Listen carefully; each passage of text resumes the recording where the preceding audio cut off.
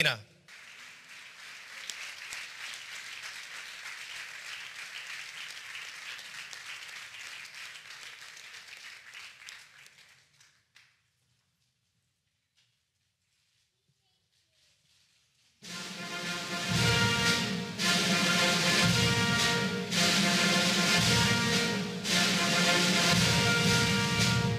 Ladies and gentlemen, the President of the United States and Mrs. Michelle Obama.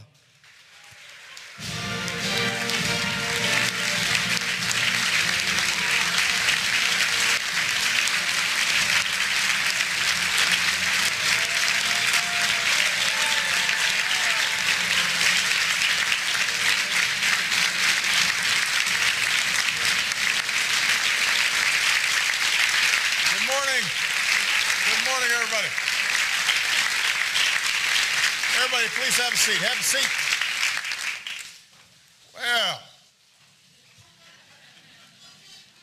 on behalf of Michelle and myself, welcome to the White House. This is one of my favorite events every year, especially special this year. As I look at this extraordinary group of individuals and our opportunity to honor them with our nation's highest civilian honor, the Presidential Medal of Freedom. And this year, it's just a little more special because this marks the 50th anniversary of President Kennedy establishing this award. We're honored, by the way, today to have with us one of my favorite people, Ethel Kennedy, and a pretty good basketball player, President Kennedy's grandson, Jack.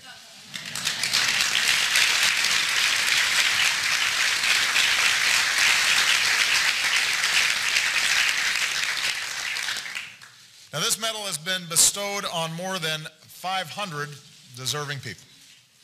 Tonight, I'm looking forward to joining some of these honorees, as well as members of the Kennedy family, as we pay tribute to these 50 years of excellence. And this morning we're honored to add 16 new names to this distinguished list. Today we salute fierce competitors who became true champions. In the sweltering heat of a Chicago summer, Ernie Banks walked into the Cubs locker room and didn't like what he saw. Everybody was sitting around, heads down, depressed, he recalled. So Ernie piped up and said, "Boy, what a great day. Let's play two."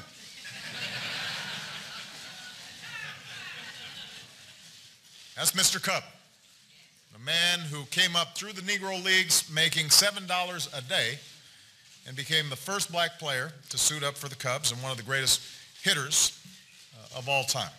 And in the process, Ernie became known as much for his 512 home runs as for his cheer and his optimism and his eternal faith that someday the Cubs would go all the way.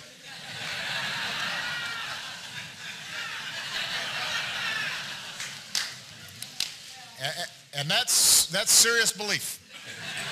That is something that even a White Sox fan like me can respect.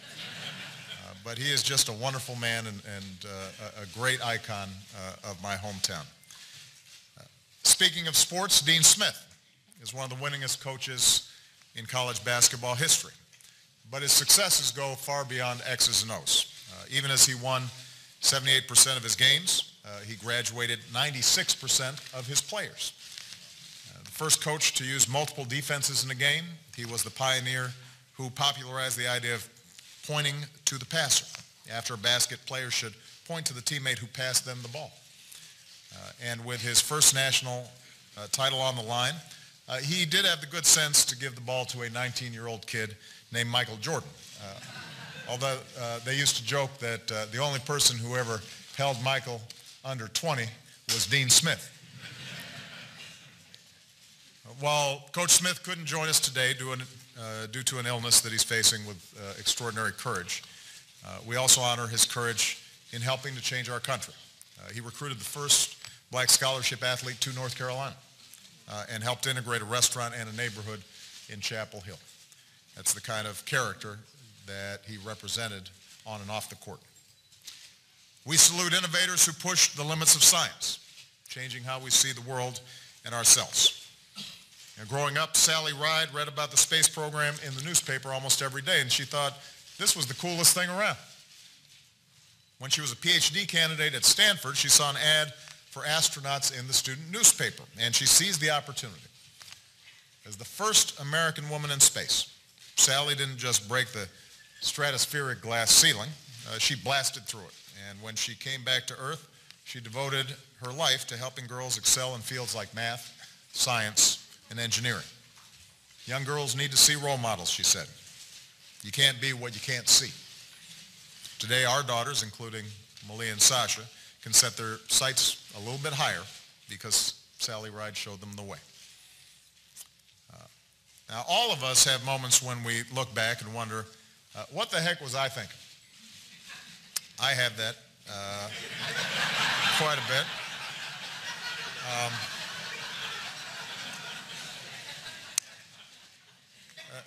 Psychologist Daniel Kahneman has made that simple question his life's work. In a storied career in Israel and America, he basically invented the study of human decision-making. He's helped us to understand everything from behavioral economics to does living in California make people happy? It's an interesting question. He's also been called an expert on irrational behavior, so I'm sure that he could shed some light on Washington. But what truly sets Daniel apart is his curiosity, guided by his belief that people are endlessly complicated and interesting. At 79, he's still discovering new insights into how we think and learn, not just so we understand each other, but so we can work and live together more effectively. Dr. Mario Molina's love of science started as a young boy in Mexico City in a homemade laboratory in a bathroom at home. And that passion for discovery led Mario to become one of the most respected chemists of his era. He was awarded the Nobel Peace Prize, or the Nobel Prize rather, not only for his path-breaking research, but also for his insistence that when we ignore dangerous carbon emissions, we risk destroying the ozone layer and endangering our planet.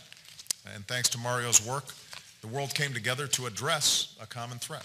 And today, inspired by his example, we're working to leave our planet safer and cleaner for future generations. We also have to salute musicians who bring such joy to our lives. Loretta Lynn was 19 the first time she won big at the local fair. Her canned vegetables brought home 17 blue ribbons and made her Canner of the Year. Where is it? Now that's impressive. For a girl from Butcher Holler, Kentucky, that was fame.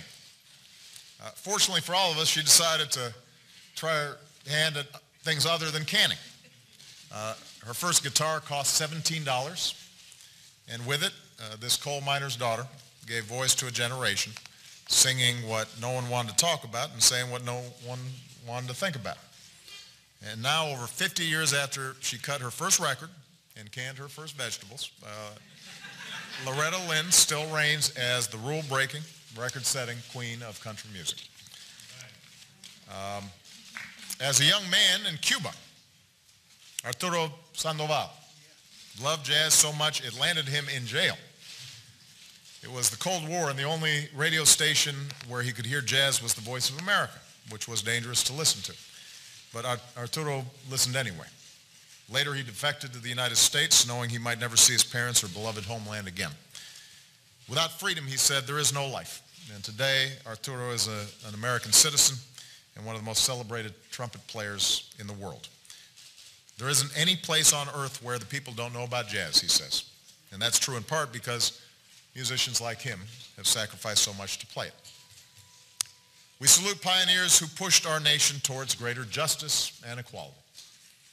A Baptist minister, C.T. Vivian, was one of Dr. Martin Luther King Jr.'s closest advisors.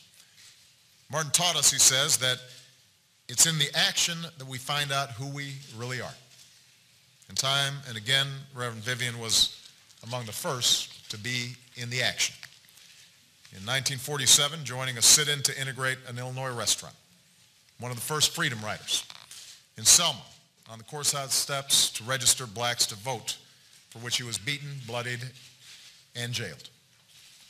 Rosa Parks said of him, even after things had supposedly been taken care of and we had our rights, he was still out there, inspiring the next generation, including me, helping kids go to college with a program that would become Upward Bound. And at 89 years old, Reverend Vivian is still out there, still in the action, pushing us closer to our founding ideals. Now, early in the morning, the day of the March on Washington, the National Mall was far from full, and some in the press were beginning to wonder if the event would be a failure. But the march's chief organizer, Bayard Rustin, didn't panic. As the story goes, he looked down at a piece of paper, looked back up, and reassured reporters that everything was right on schedule. The only thing those reporters didn't know was that the paper he was holding was blank.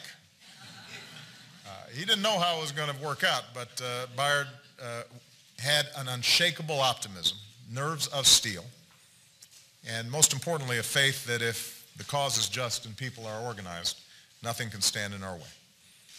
So for decades, this great leader, often at Dr. King's side, was denied his rightful place in history because he was openly gay.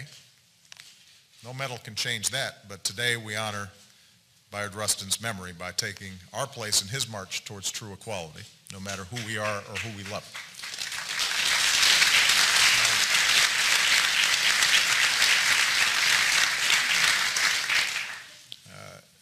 Speaking of game changers, disruptors, there's a young girl named Gloria Steinem who arrived in New York to make her mark as a journalist, and magazines only wanted her to write articles like, "How to Cook Without Really Cooking for Men."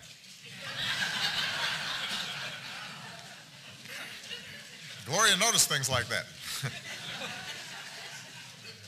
She's been called a champion noticer. She's alert to all the ways, large and small, that women had been, and in some cases continue to be, treated unfairly just because they're women. As a writer, a speaker, an activist, she awakened a vast and often skeptical public to problems like domestic violence, a lack of affordable child care, unfair hiring practices. And because of her work across America and around the world, more women are afforded the respect and opportunities that they deserve, but she also changed how women thought about themselves. And Gloria continues to pour her heart into teaching and mentoring. Her one piece of advice to young girls is, I love this, do not listen to my advice. Listen to the voice inside you and follow that. When Patricia Wald's law firm asked if she'd come back after having her first child, she said she'd like some time off to focus on her family. Devoted almost 10 years to raising 5 children. But Patricia never lost the itch to practice law. So while her husband watched the kids at home, she'd hit the library on weekends. At the age of 40, she went back to the courtroom to show the young kids a thing or two. As the first female judge on the D.C. Circuit, Patricia was a top candidate for Attorney General. After leaving the bench, her idea of retirement was to go to The Hague to preside over the trials of war criminals. Patricia says she hopes enough women will become judges that it's not worth celebrating anymore. But today we celebrate her. And along with Gloria, she shows there were all kinds of paths listening to your own voice. We salute communicators who shined a light on stories no one else was telling. A veteran of World War II and more than a dozen Pacific battles, Ben Bradley brought the same intensity and dedication to journalism. Since joining the Washington Post 65 years ago, he transformed that newspaper into one of the finest in the world. And with Ben in charge, the Post published the Pentagon Papers, revealing the true history of America's involvement in Vietnam, exposed Watergate, unleashed a new era of investigative journalism, holding America's leaders accountable and reminding us that our freedom as a nation rests on our freedom of the press. When Ben retired, Senator Daniel Patrick Moynihan put the admiration of many into a poem. O rare Ben Bradley, his reign has ceased, but his nation stands, its strength increased. And I also indicated to Ben, he can pull off those shirts, and I can't. He always looks so cool in them.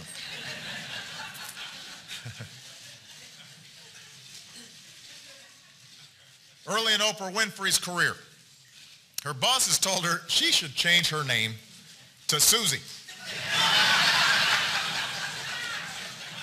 I have to pause here to say I got the same advice.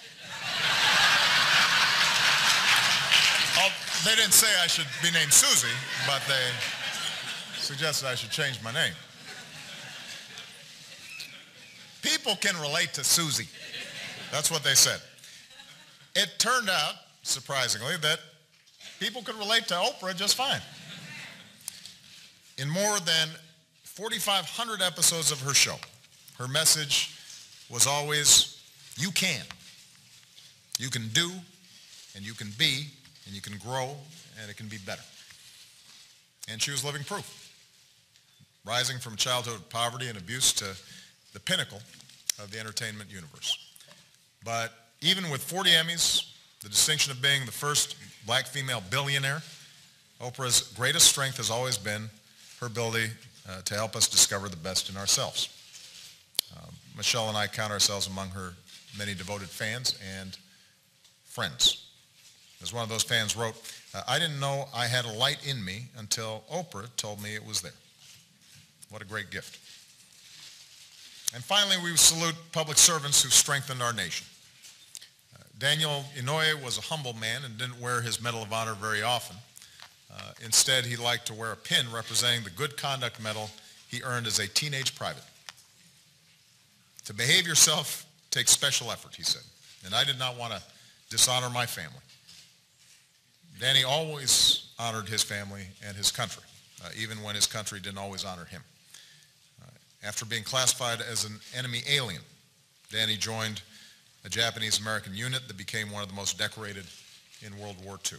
And as the second longest serving senator in American history, he showed a generation of young people, including one kid with a funny name growing up in Hawaii who noticed that there was somebody during some of those hearings in Washington that didn't look like everybody else, which meant maybe I had a chance to do something important too.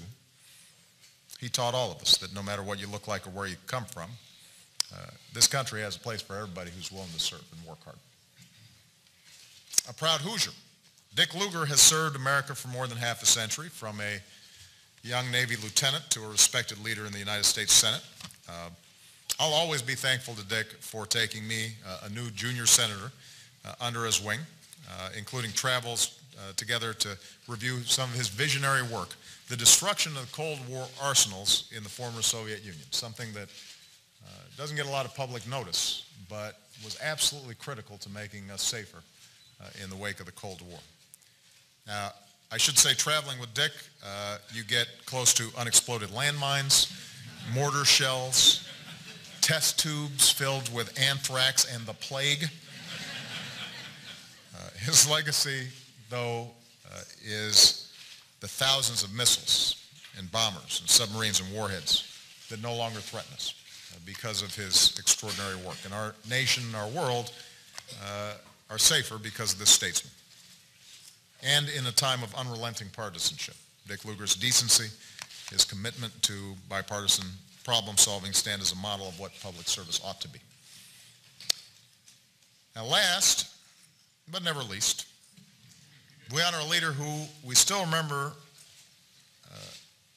with such extraordinary fondness. He still remembers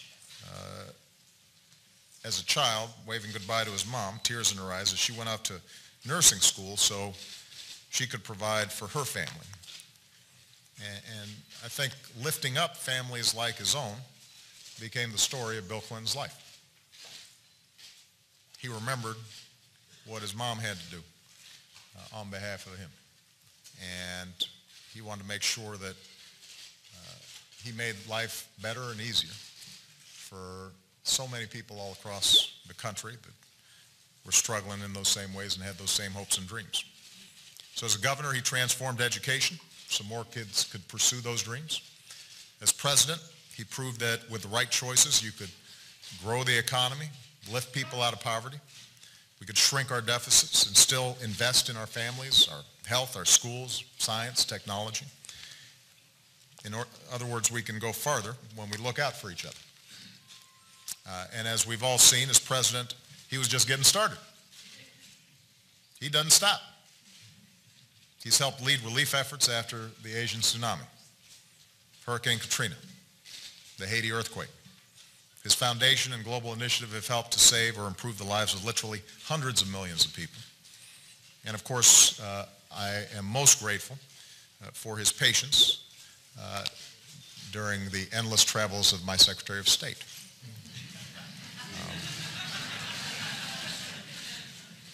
So I'm grateful, Bill, as well, for the advice and counsel that you've offered me on and off the golf course.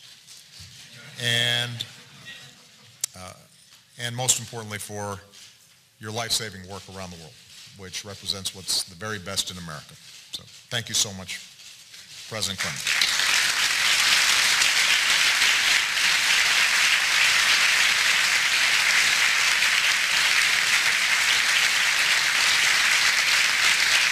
So these are the recipients of the 2013 Presidential Medal of Freedom. These are the men and women who in their extraordinary lives remind us all of the beauty of the human spirit, the values that define us as Americans, the potential that lives inside of all of us. I could not be more happy and more honored to participate in this ceremony here today. With that, what I would like to do is invite our honorees to just sit there and let all of us stand and give you a big round of applause.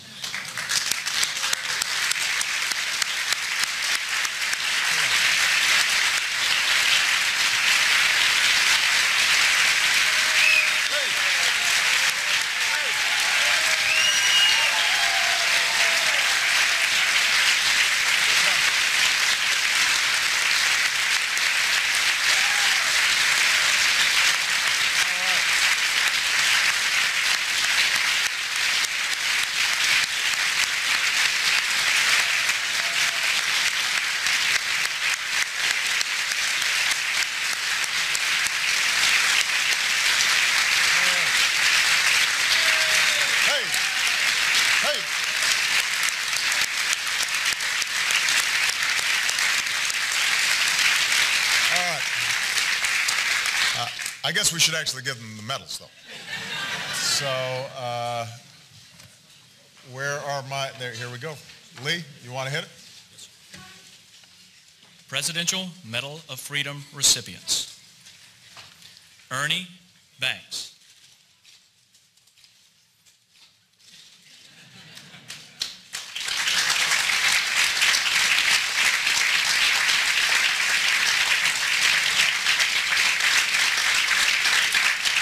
With an unmatched enthusiasm for America's pastime, Ernie Banks slugged, sprinted, and smiled his way into the record books.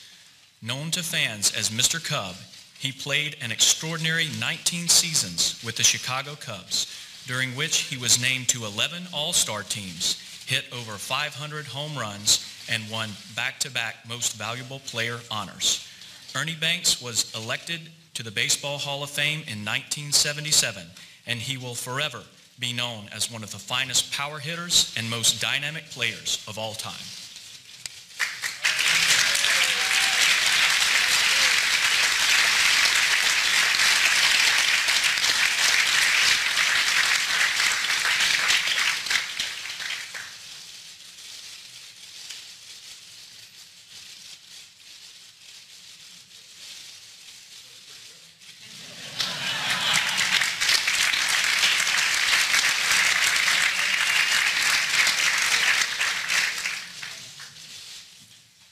Benjamin Crowninshield Bradley.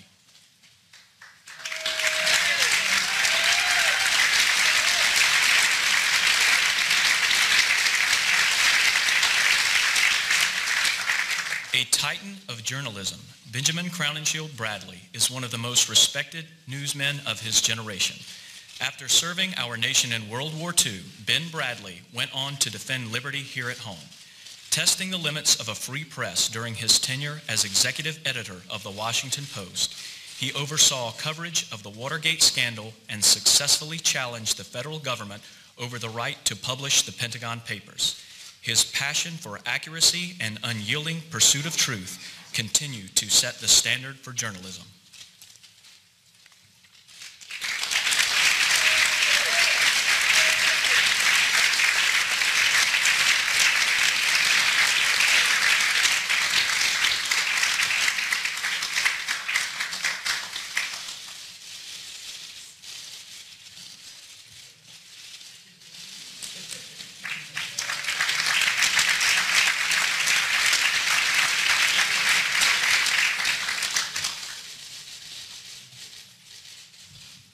The Honorable William J. Clinton.